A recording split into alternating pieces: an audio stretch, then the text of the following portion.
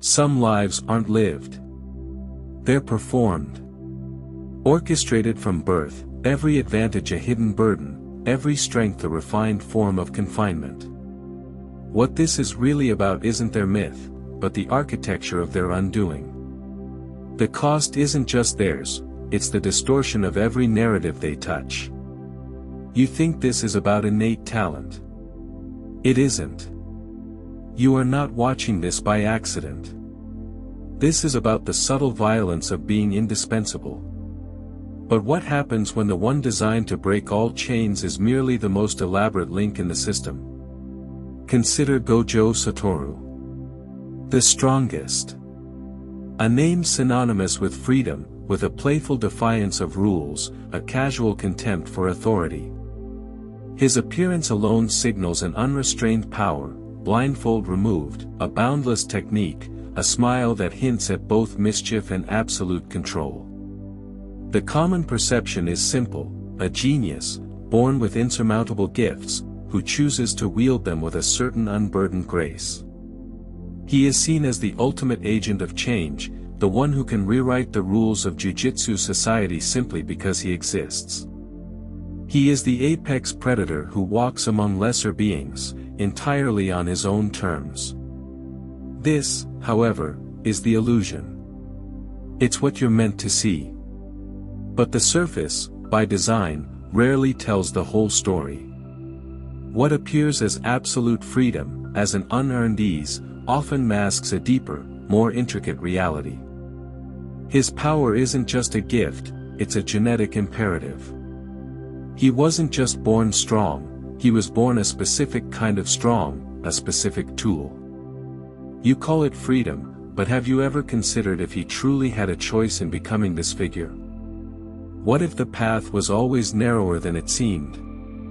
What if the very definition of strongest also implies a very specific set of functions, a predefined role that cannot truly be deviated from? This is where it breaks. Gojo Satoru is not a character who simply develops. He is engineered. His existence reshaped the balance of the world the moment he drew breath. The 6 eyes, limitless, his unparalleled cursed energy, these aren't just abilities. They are fundamental properties, woven into his very being, dictating his path, his interactions, his burdens.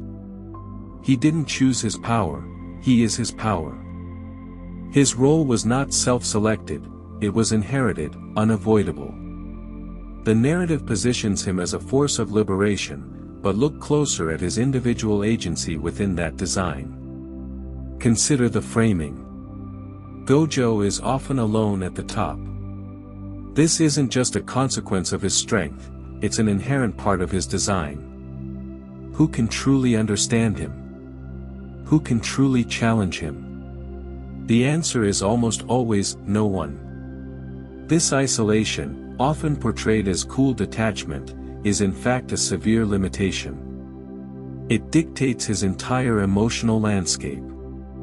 His playful arrogance. A shield. His distance from the concerns of others.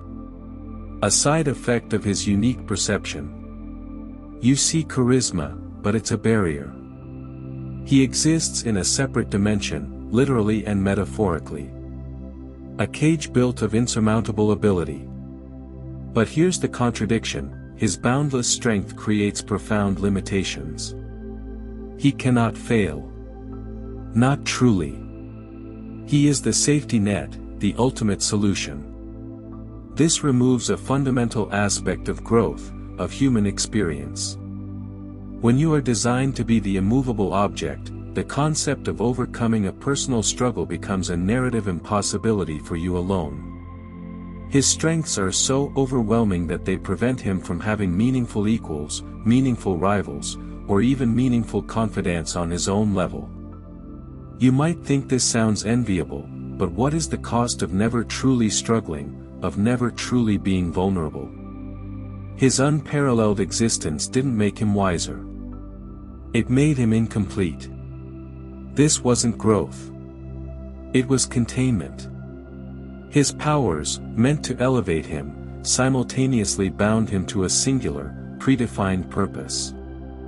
He is the ultimate weapon, and like any weapon, his purpose is external, not internal. He cannot simply be, he must function. The freedom he projects is merely the freedom to execute his preordained role without opposition, not the freedom to choose his own destiny. That choice was removed before he could even comprehend it.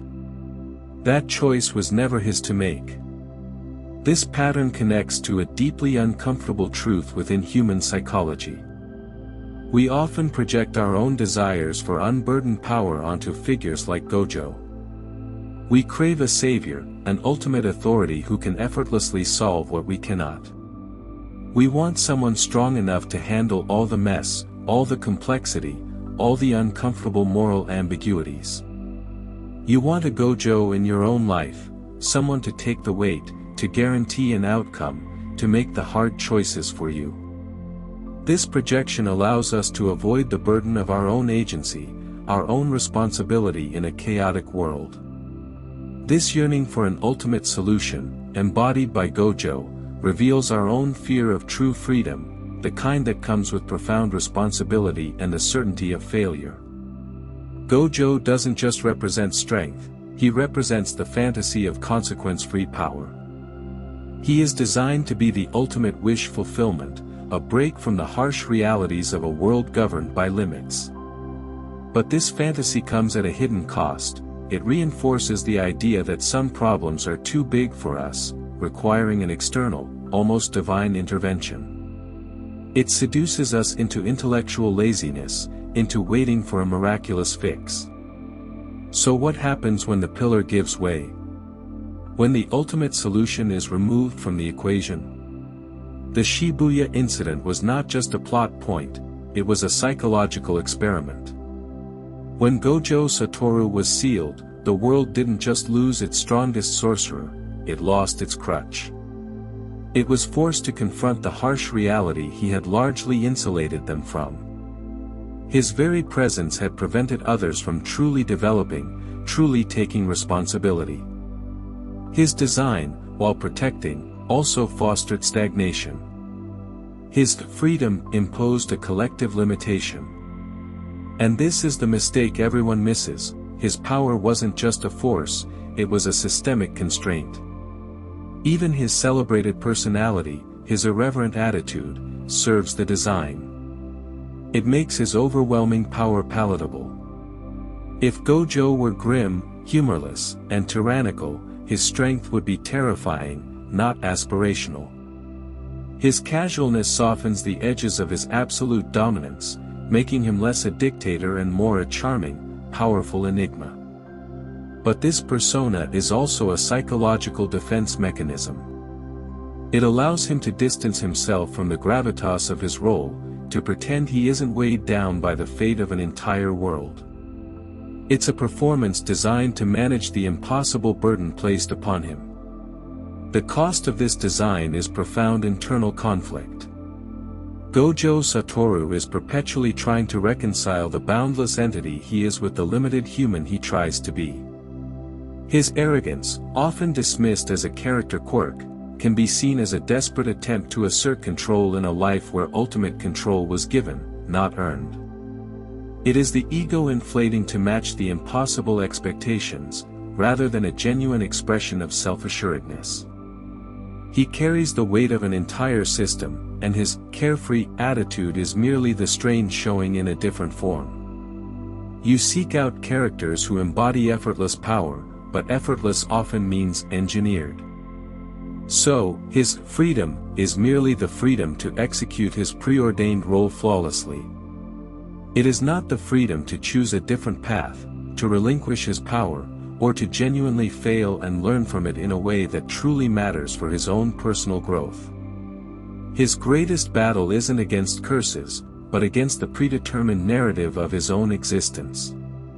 He is a perfectly calibrated instrument, but an instrument cannot truly choose its song. It can only play the notes it was built for.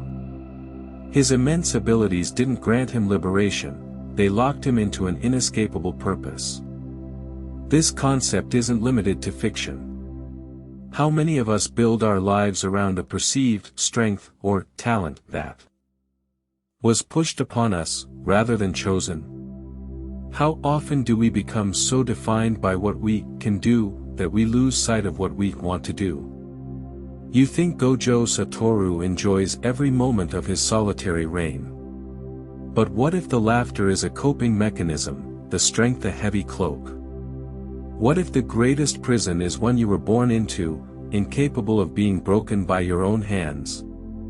His entire arc, from his youth to his supposed end, is a testament to this inherent design.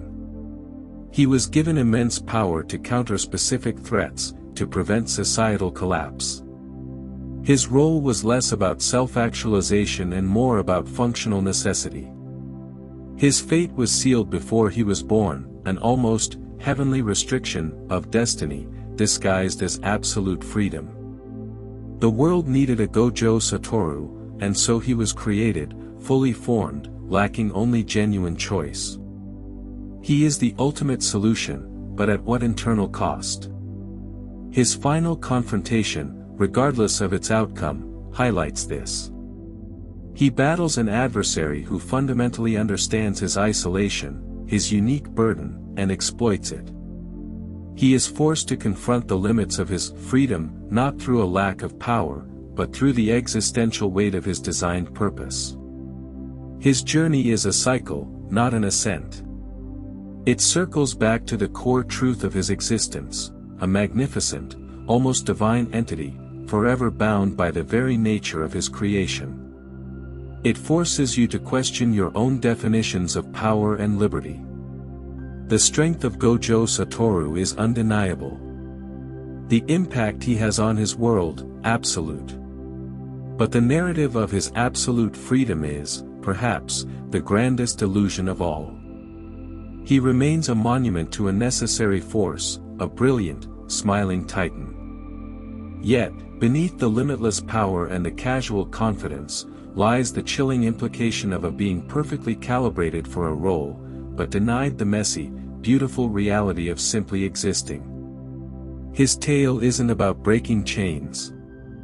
It's about how meticulously they can be forged, even from light.